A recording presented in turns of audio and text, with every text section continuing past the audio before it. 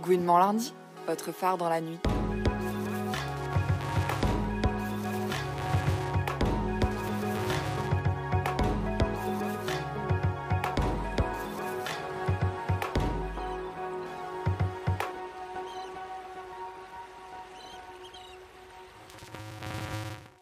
Bonsoir à toutes et tous, vous êtes sur Radio Campus Paris et je suis Aura de Gouinement lundi. Alors ce soir exceptionnellement nous ne sommes pas en direct pour cause de maladies et de toute autre malédiction de l'hiver, mais nous vous proposons tout de même un super programme avec la découverte de l'ouvrage collectif Gouin. Après la sortie du livre PD en 2023, on attendait avec impatience son pendant lesbien et c'est chose faite avec Gouin au pluriel. Gouin, c'est selon l'éditeur un ouvrage collectif pour penser les identités lesbiennes contemporaines et les rendre visibles. Et c'est à notre connaissance une initiative inédite. On peut y lire 8 textes écrits par 8 autrices, activistes et artistes. Le recueil a été coordonné par Marie Kirchen et Maëlle Lecor, que nous avons le plaisir de recevoir aujourd'hui. Ce sont donc 8 textes qui sont autant de parcours et d'identité Gouin, aussi différents dans le fond que dans la forme. On y trouve des essais, de la fiction et même de la poésie. C'est à la fois émouvant, surprenant, politique. Bref, le génie lesbien a encore frappé. Et on vous laisse avec Maëlle Lecor qui vous parle de l'ouvrage collectif Gouin.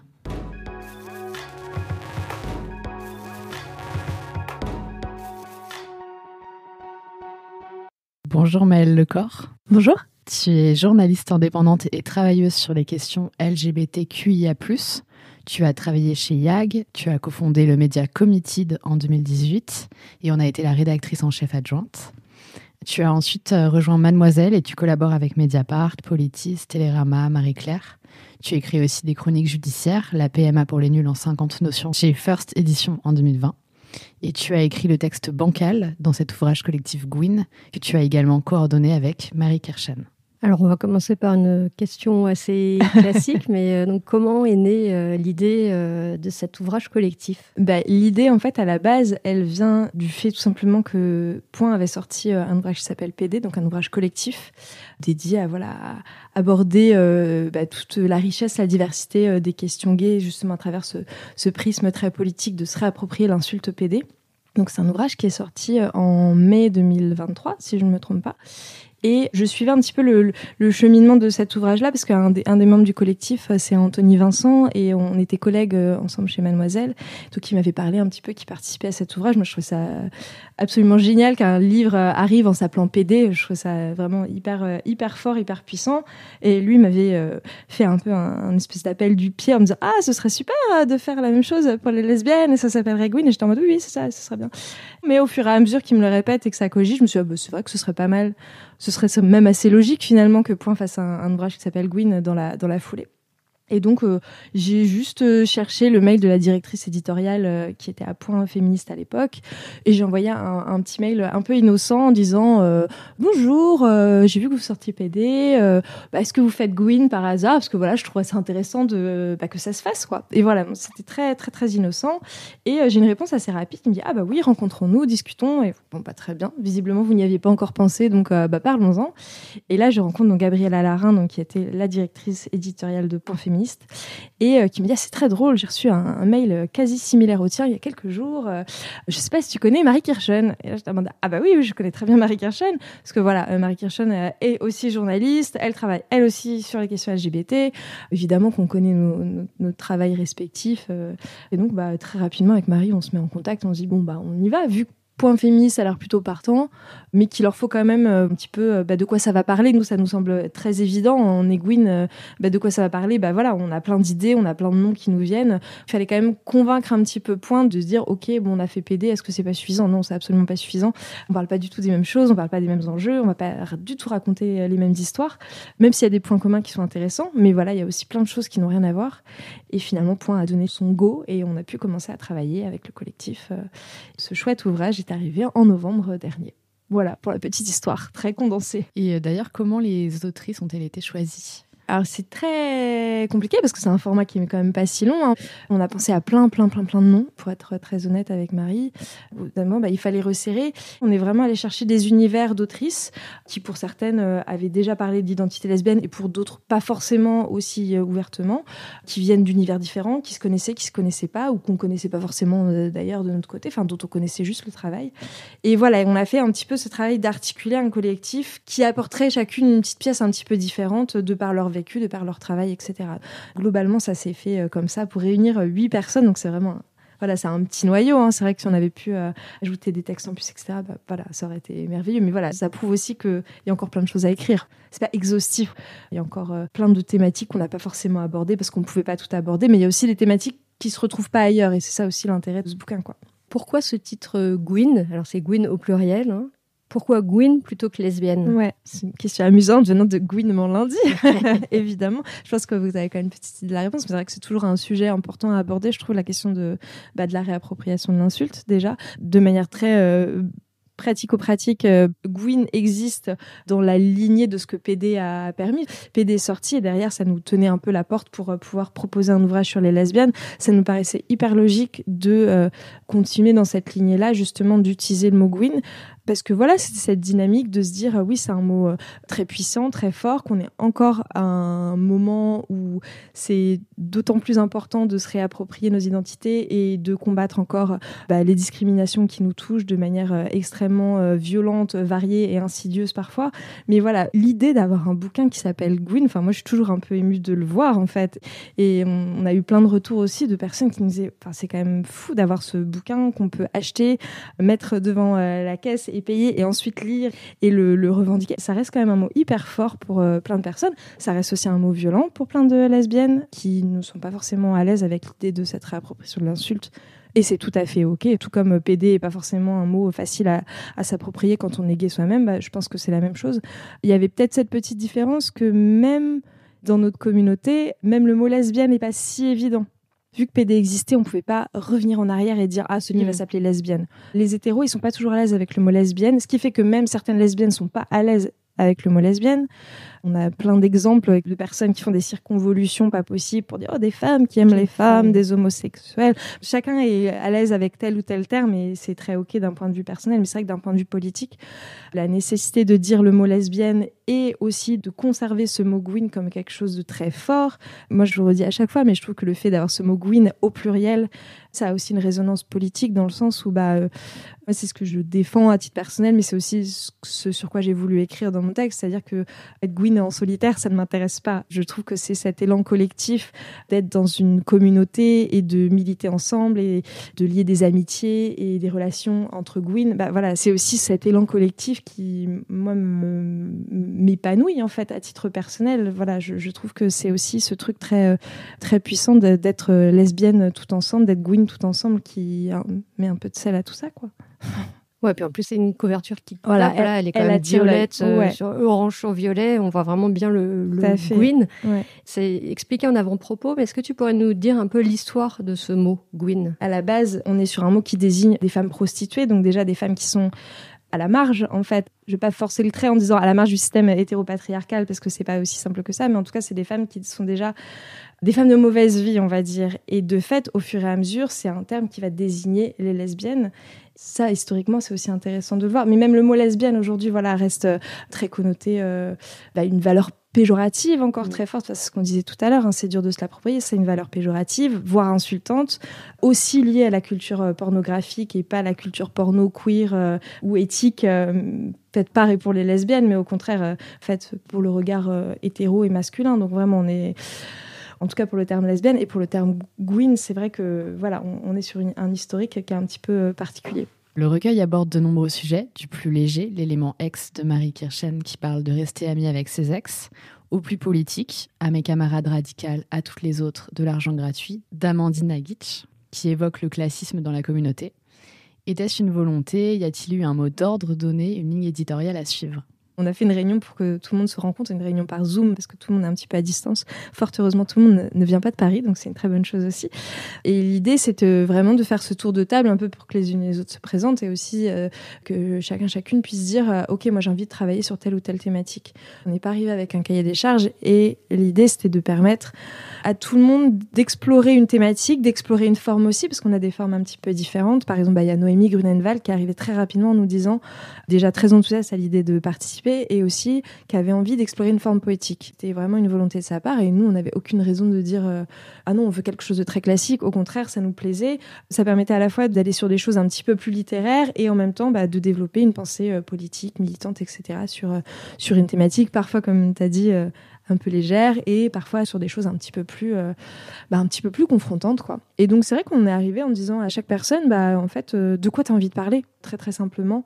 Je pense que ça aurait été un peu restrictif en termes de créativité, déjà d'une part, de dire ah toi je te verrais bien écrire là-dessus, ah toi je te verrais bien écrire là-dessus, et au-delà de ça aurait été un peu, je pense, un problème de dire à telle ou telle autrice de dire j'aimerais que tu écrives sur cette partie de ton identité, parce que parfois en fait la personne a juste pas envie d'être un peu le token de la discrimination, de l'oppression qu'elle subit, et elle a envie d'écrire sur autre chose. C'était aussi de se dire on peut pas faire un catalogue avec chaque auteurice qui représente telle ou telle oppression, tel ou tel objet à dénoncer, ou voilà, quelque chose comme ça. Ça permettait quand même à chaque personne de se sentir libre de d'écrire un peu quelque chose qu'elle n'avait pas forcément exploré avant, en fait, ou d'explorer quelque chose dans la continuité de ce qu'elle avait déjà fait. Par exemple, je pense à Erika Nomeni, où vraiment, je sais pas, pour les personnes qui ont lu L'amour de nous-mêmes, qui est son premier roman chez Heure d'Atteinte, je trouve qu'il y a plein d'échos dans son texte qui résonnent un petit peu avec son premier livre, mais du coup, elle est allée sur une forme un petit peu originale, voilà, de dialogue, d'allégorie entre solitude et sobriété, que je trouve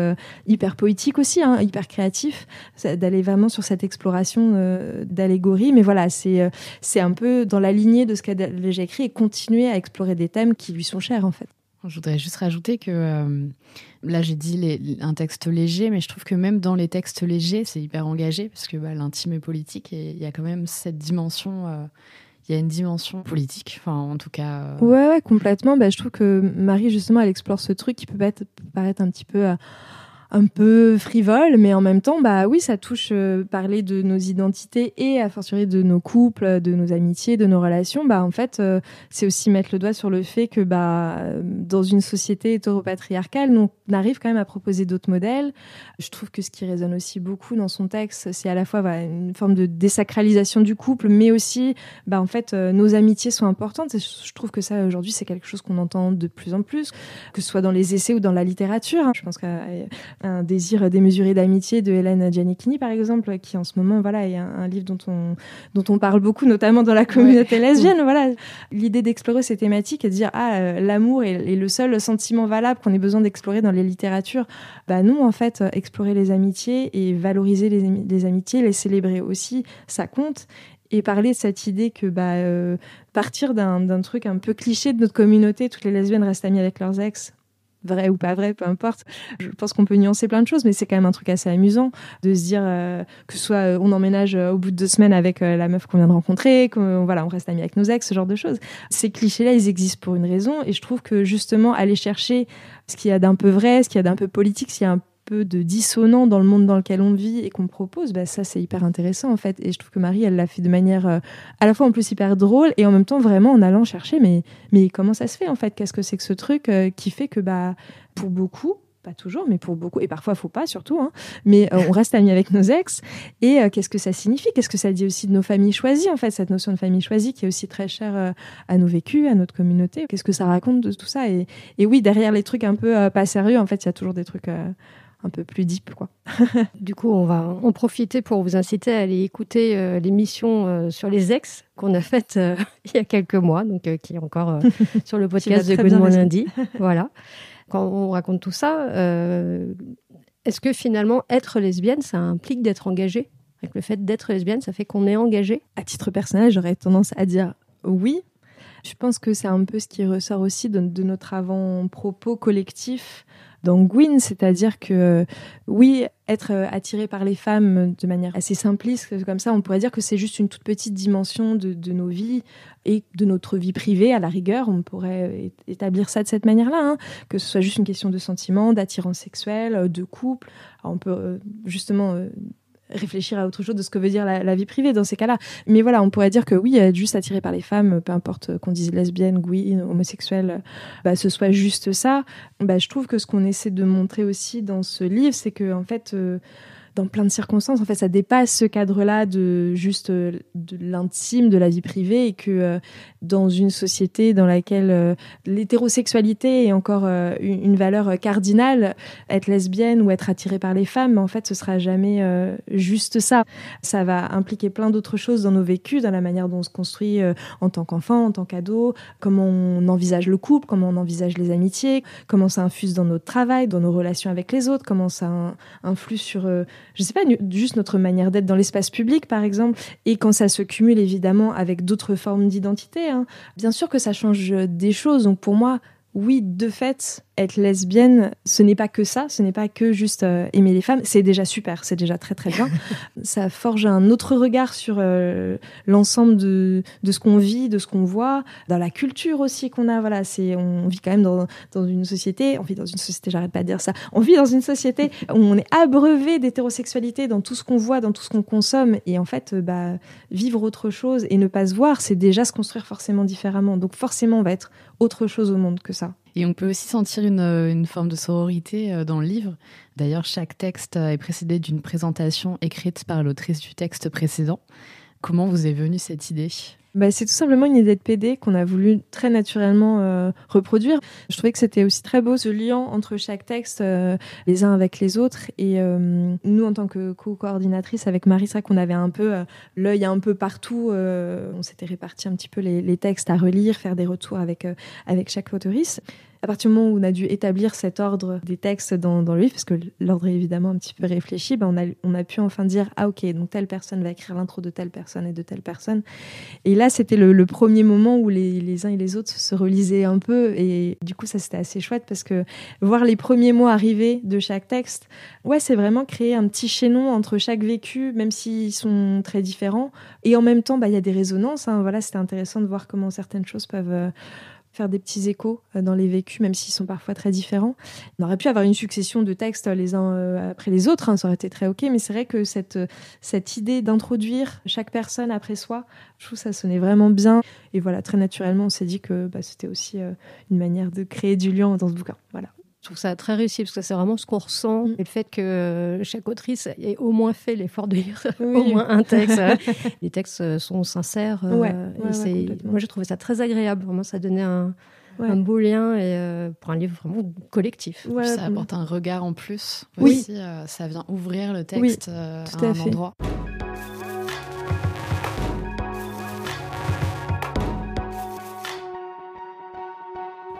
Et on vous propose une pause musicale avec Les Astres de Laura Cahen. On se retrouve juste après pour la suite de l'interview avec Maëlle Lecor.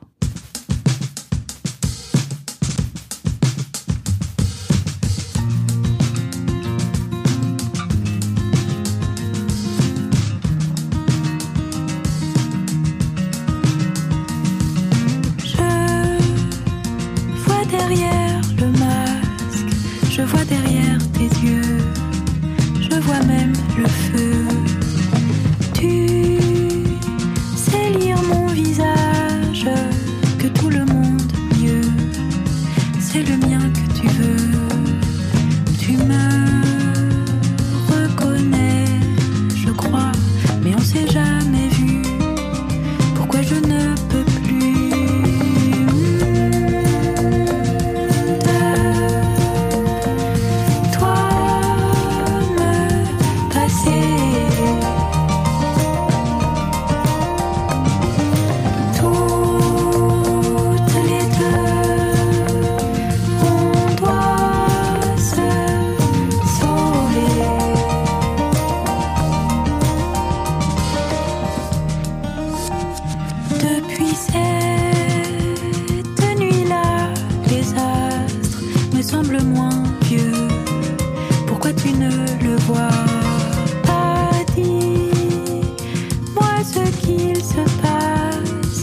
C'est un jeu, ta main dans mes cheveux. Je te reconnais, je crois, mais on s'est jamais vu. Pourquoi je ne veux plus?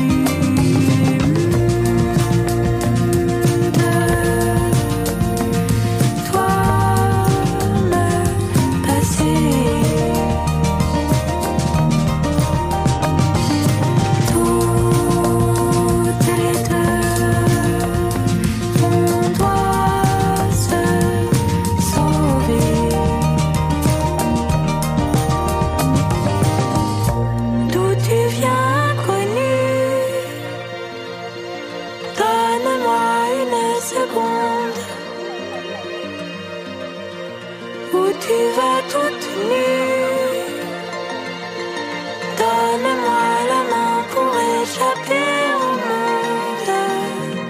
J'oserai l'inconnu, te dire de partir avec moi. Allô.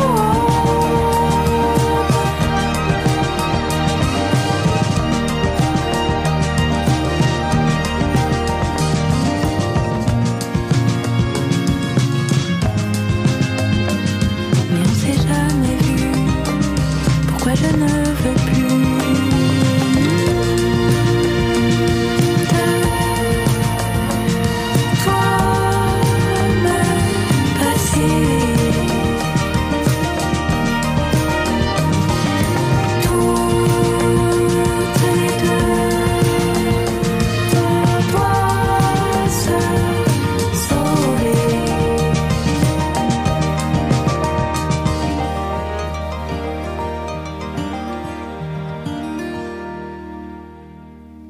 Tu vois derrière le masque, tu vois derrière mes yeux, tu vois même le feu.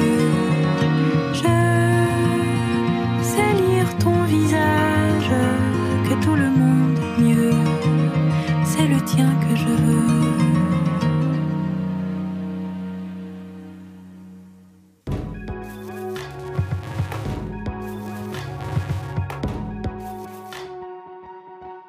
On a parlé du recueil en général. Maintenant, on va plus approfondir sur ton texte. Donc, dans ton texte, qui est intitulé « Bancal » au féminin, tu racontes ton parcours de l'hétérosexualité à la bisexualité et au lesbianisme. Et tu parles aussi de la complexité de se reconnaître lesbienne dans un monde, ce que tu disais tout à l'heure, façonné pour et par les hétéros et qui conditionne les femmes à aimer les hommes. Et tu parles également de ton sentiment d'illégitimité dans la communauté lesbienne. Donc, pourquoi, toi, tu as choisi de parler de ça ? Je pense que c'est un peu un truc que j'avais en tête depuis quelques temps et que participer à Gwyn était vraiment l'occasion un peu rêvée de produire quelque chose d'un peu personnel, d'une forme courte en plus. Donc, je pense que c'est un peu le cheminement de ce à quoi je réfléchissais depuis pas mal de temps maintenant. Quand j'ai commencé à écrire, je me suis rendu compte que j'avais déjà beaucoup écrit là-dessus, mais de manière très, très éclatée. Plein de petits textes, plein de petites choses. Et en fait, j'ai eu un peu envie de me remettre dans ces notes et de me dire, OK, comment je peux articuler cette pensée-là ? Et de fait, de fil en aiguille, je me suis un peu retrouvée à dire, OK, qu'est-ce qu'on a dans mes souvenirs qui pourrait illustrer un peu, ou en tout cas me dire, ah OK, là, il y avait des choses, en fait. Et c'était un peu intéressant d'aller refouiller, oui, dans mes souvenirs d'enfance, d'adolescence, etc. J'avais vraiment envie d'aller chercher un peu tous les endroits où ça aurait été possible d'être lesbienne ou de me dire lesbienne et où c'était pas possible en fait, et d'identifier les endroits où ça n'avait pas été possible. C'est-à-dire que je me rends compte que j'ai été élevée dans une famille très tolérante sur ces questions-là. J'ai pas vécu d'homophobie ou de lesbophobie de manière très frontale et violente dans mon enfance. J'ai évolué dans une société qui effectivement invisibilisait tout ça, mais j'ai pas de traumatisme, de violence à cet endroit-là. Mais il n'empêche que comment se fait-il que je suis sûre qu'il y avait des lesbiennes autour de moi. Qu'est-ce qui faisait que ce n'était pas possible et pas visible, que les mots même n'existaient pas, alors même que j'étais dans un environnement plutôt avec qui ça n'était pas un problème. Donc c'est aussi se poser toutes ces questions-là. Comment on est empêché de se dire lesbienne, de voir des lesbiennes ? C'est même pas juste pour soi, c'est juste autour. Et de voir que l'hétérosexualité est tellement forte, tellement puissante, tellement insidieuse qu'en fait ça empêche de concevoir d'autres possibilités. Et je pense que j'avais aussi besoin de l'écrire parce que je suis assez convaincue que je ne suis pas toute seule et que moi j'ai eu la possibilité de me dire en fait peut-être que être bisexuelle ou être lesbienne en étape, bien sûr, c'est quelque chose de possible pour moi, mais je pense qu'il y a plein d'environnements sociaux où c'est pas forcément envisageable même de penser ça, d'arriver à cette idée-là, à cette question-là même. Je pense aussi que la question de sortir de l'hétérosexualité en tant que régime, que structure de notre société, ça demande de pouvoir le faire d'un point de vue social et d'un point de vue matériel. On ne peut pas décréter comme ça du jour au lendemain « Ah c'est bon, j'arrête l'hétérosexualité et je vais sortir avec des filles » ou même pas sortir avec des filles, mais juste j'arrête. Je pense que le poids du couple et le poids de l'hétérosexualité est encore tellement fort et tellement solide et tellement ancré que c'est possible dans certains environnements sociaux, ce n'est pas toujours possible. Et ça, il faut aussi l'admettre. On ne peut pas dire à toutes les hétéras débarrassez-vous de l'hétéro. Bon, franchement, ce serait super. Mais en fait, ce n'est pas possible. Il faut juste l'admettre, de dire que dire à quelqu'un sortir de l'hétérosexualité, tu verras, ça arrangera tous tes problèmes. Non, ça ne fonctionne pas comme ça. Tu auras d'autres problèmes. Je pense qu'il faut aussi penser à quel point c'est plus complexe, plus nuancé. Ça, c'est nécessaire aussi de l'adresser. C'est pas quelque chose que j'adresse dans mon livre, justement parce que voilà, c'est ce format-là et que j'allais vraiment sur quelque chose de très personnel. Mais je pense que c'est intéressant aussi de penser en tant que Gwyn, en tant que féministe, que la question de l'hétérosexualité, en fait, on doit la penser de manière un peu multifacette et un peu plus complexe que de dire ok, c'est comme ça et toutes les femmes pourraient sortir de l'hétérosexualité.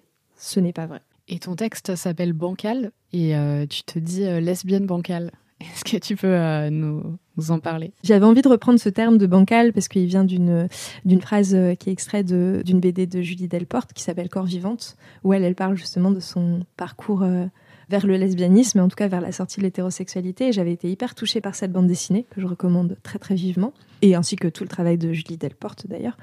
Et je trouvais que c'était un mot un peu tendre en fait. C'était aussi pour rajouter ce truc de bancalité à mon lesbianisme. Ça me permettait de dire ok, j'ai peut-être pas le parcours exactement qu'il faut avec je jouais au foot et j'étais un garçon manqué quand j'avais 6 ans, je voulais absolument avoir les cheveux courts et ma maman elle voulait pas, et voilà, je sors des clichés volontairement, et des clichés pour lesquels j'ai une tendresse infinie en plus, mais voilà, j'avais envie de dire ok, bon, j'ai peut-être pas le vécu, le background lesbien attendu, ou en tout cas que j'imagine qu'on attend, mais du coup peut-être qu'il est un petit peu à côté, peut-être qu'il est un peu bifurcant, peut-être qu'il est un peu pas logique, peut-être qu'il est pas classique, il est pas en ligne droite, mais du coup voilà, je pense que j'ai vraiment de plus en plus envie de me définir comme lesbienne, et ça a pas non plus été on le disait, voilà, lesbienne, s'approprier ce terme là, c'est pas évident toujours. À titre personnel, Gwyn a été plus facile à s'approprier que lesbienne. Mais voilà, je pense que j'arrive pas à savoir pourquoi, c'est étrange. Je crois que c'est aussi dans la sonorité du mot. En fait, lesbienne est rattachée beaucoup au porno, alors que Gwyn est encore neutre. Ouais. C'est bizarre, mais et il est aussi très militant. Nous, on y a mis des choses, mais ça a pas été repris par par ça, quoi. Ouais. Ce truc de se dire, ok, avoir commencé par s'approprier Gwyn pour ensuite dire ok, lesbienne, ça peut peut-être le faire, mais voilà, on va encore bosser là-dessus. Je pense que c'est assez courant. Et voilà, et j'avais envie de dire qu'il y a plein de manières d'être lesbienne, et ça, c'est hyper cool aussi. Et de me dire, en fait, rien que pour moi, et sans me mesurer aux autres, ou sans continuer à me sentir illégitime, parce que ça, c'est un retour que j'ai eu pas mal de personnes qui ont lu mon texte et qui me disent moi aussi, je me sens trop illégitime. Et je suis en mode, mais faut qu'on m'arrête avec ça. Oh là là, faut qu'on arrête avec ce truc d'illégitimité, parce que vraiment, faut qu'on se débarrasse de ça. Il y a vraiment plus urgent que de se dire, oh là là, je suis pas légitime comme lesbienne. Mais si, allez, move on, passe à autre chose. Vraiment, je pense qu'on gagnerait du temps à se dire, nous posons pas toutes ces questions de légitimité. Je le dis aussi pour moi. Donc, par rapport à cette idée de bancalité lesbienne, je trouvais ça amusant. Et puis voilà, j'aimais bien faire ce petit clin d'œil à Julie Delporte, parce que je trouve que son texte avait bien résonné avec mon vécu. Et voilà, c'était un petit peu une manière de référencer. J'avais aussi pensé à une autre citation que finalement, j'ai pas gardée, mais il y avait un extrait de Minnie Bruce Pratt dans ILL, qui est édité aux éditions Blast, qui a été traduit il y a 1 an ou 2, je crois, où pareil, voilà, elle questionne cette idée, est-ce que je suis une lesbienne aussi authentique que celles qui ont toujours su ? Je schématise vraiment cette phrase, ce n'est pas exactement cette phrase, mais je sais qu'il y a le mot authentique et cette idée de celles qui ont toujours su. Et moi, cette idée de cette question, cette idée, elle me parle beaucoup de, est-ce qu'on est moins lesbienne quand on n'a pas toujours su, en fait ?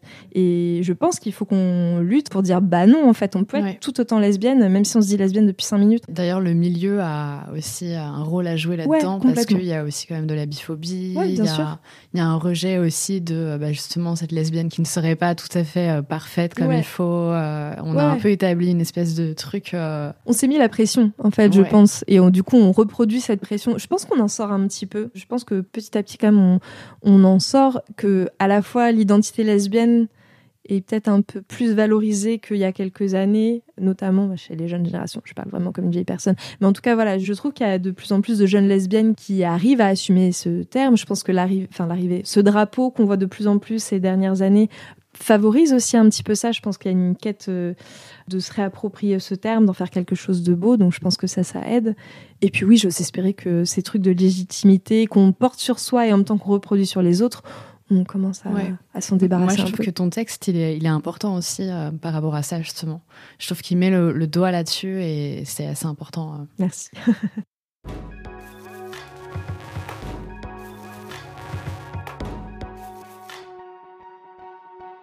Justement, on en parlait de la biphobie et tu parles de bisexualité dans ton texte notamment.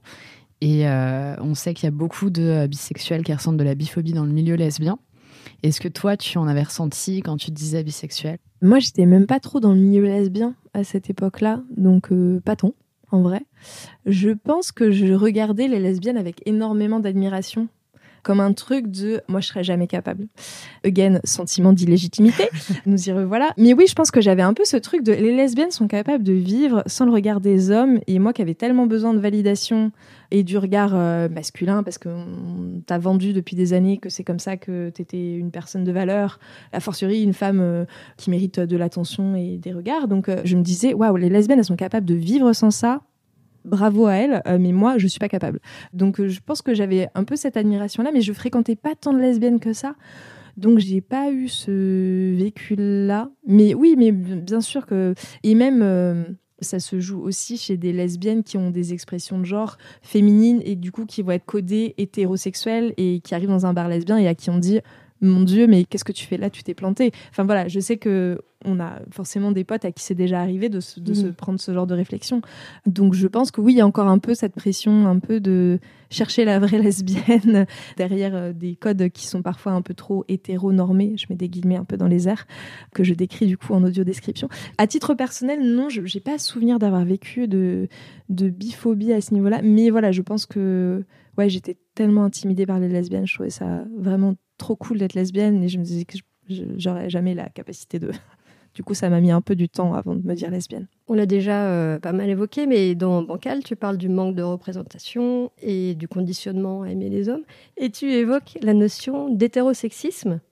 Alors, tu rappelles que l'hétérosexisme, dans le dictionnaire Anthropène, il est défini par la sociologue Lynn Chamberlain comme l'ensemble des croyances qui valorisent et promeuvent l'hétérosexualité tout en intériorisant les sexualités non hétérosexuelles. Alors, à ton avis, c'est une vaste question, mais qu'est-ce qui aurait été différent pour toi si tu avais évolué sans cet hétérosexisme ? C'est une bonne question parce que ça remet quand même pas mal de choses dites et de non-dits en cause. En fait, je pense que c'est même pas à titre personnel que ça se serait joué. C'est que les personnes qui potentiellement auraient pu être lesbiennes autour de moi auraient elles aussi pu vivre leur orientation sexuelle ou leur couple ou leur histoire de manière plus ouverte. Non, mais c'est une bonne question. J'en sais rien, en fait.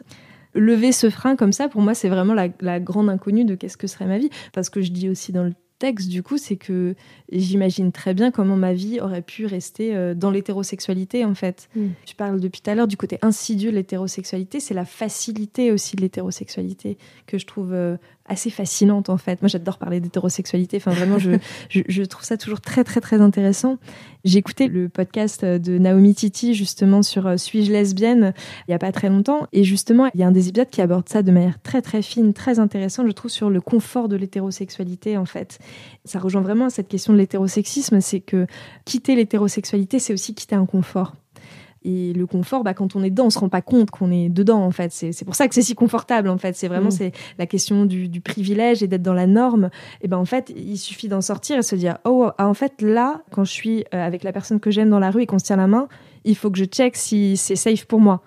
Et c'était pas le cas quand je datais un homme. Enfin voilà, c'est vraiment cette idée quand même qu'on passe dans une autre catégorie de population, suivant l'endroit où on évolue, suivant quand on est chez le médecin, quand on est à son travail, quand on est avec sa famille. Donc c'est quand même une gymnastique pas possible de dire que je veux bien entendre on aime qui on veut et l'amour c'est l'amour. Enfin, une fois qu'on a dit ça, qu'est-ce qui se passe concrètement de manière très matérielle, je veux dire dans nos vies, dans nos espaces, là où on évolue en fait. Enfin, si on se voit refuser un logement parce qu'on est en couple avec une femme, on aura beau dire l'amour c'est l'amour et on aime qui on veut, c'est bien joli, mais en fait au final l'appart il va un couple hétéro et nous on n'a toujours pas de logement. Voilà, ça c'était mon petit truc anti-l'amour c'est l'amour et arrêtons de dépolitiser nos identités. Mais voilà, qu'est-ce qui aurait été différent pour moi si justement on ne vivait pas dans une société hétérosexiste ? En fait, ce serait différent pour moi, mais ce serait différent pour tout le monde, donc c'est tellement vertigineux comme question. C'est qu'en fait, ce serait même pas juste moi à titre personnel, ce serait juste un autre modèle de société en fait. Et j'arrive même pas à l'imaginer tellement on baigne encore dedans, tellement c'est tellement partout. Et c'est pour ça qu'on a encore tellement besoin d'émissions et de supports et de bouquins et de lieux et de plein de choses en fait. Enfin, c'est nos îlots de soutien, c'est nos groupes de potes, c'est tout ça en fait. C'est pour ça qu'on a tellement besoin de valoriser cette idée de communauté parce que pour l'instant... Ouais, c'est une utopie pour l'instant. Et en même temps, on a encore nos îlots et nos endroits physiques et non physiques où on existe aussi hors de cet hétérosexisme-là, hors de cette société hétéropatriarcale qui est pourtant surprésente partout. Mais oui, il y a un côté un peu utopique, je pense. Du coup, est-ce que tu peux nous recommander malgré tout quelques références Gwynesques ? J'y ai pensé il y a pas longtemps parce que j'avais vraiment adoré cette série. Je pense que je vais me la re-regarder il y a pas très longtemps. Tout le monde parle de The L Word et moi j'aime pas plus que ça The L Word. Je déteste encore plus le reboot que j'ai trouvé vraiment très nul. Voilà, parenthèse fermée. Donc je vous recommande vivement une série qui s'appelle Vida. Oui, très bonne série. Qui était merveilleuse. Ce n'est que 2 saisons, malheureusement, mais c'était vraiment super.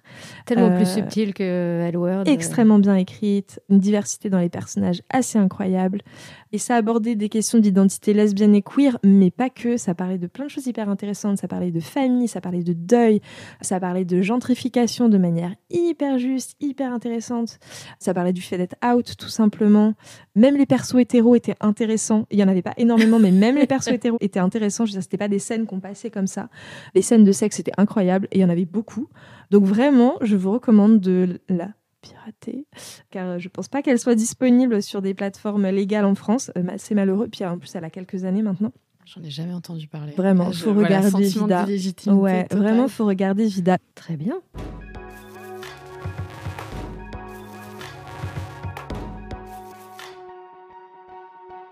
Pour donner un avant-goût à nos auditrices, on te propose de lire un passage de ton texte, donc Bancal, et donc un passage que tu as choisi.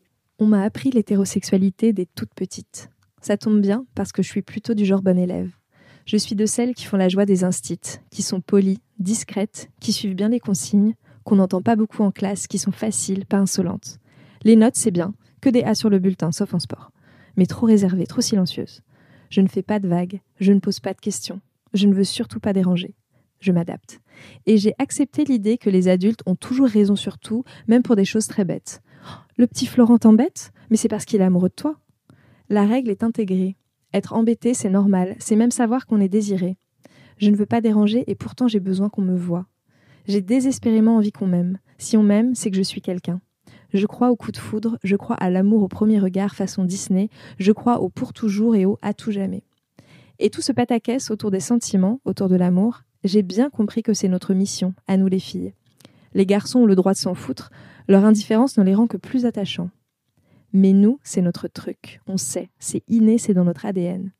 Il faut avoir un amoureux, il faut avoir des sentiments pour un garçon, il faut jeter son dévolu sur quelqu'un et sortir avec.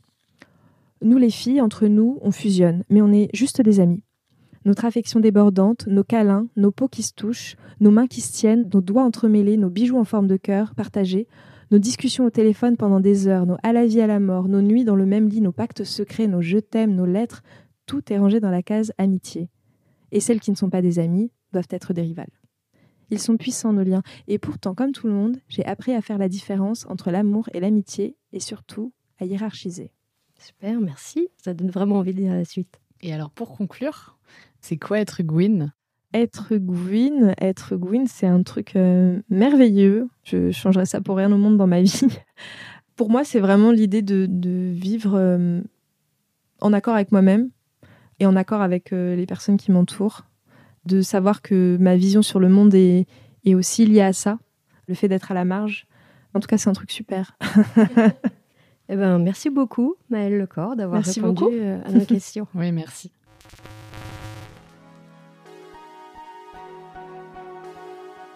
Gwynement lundi, votre phare dans la nuit.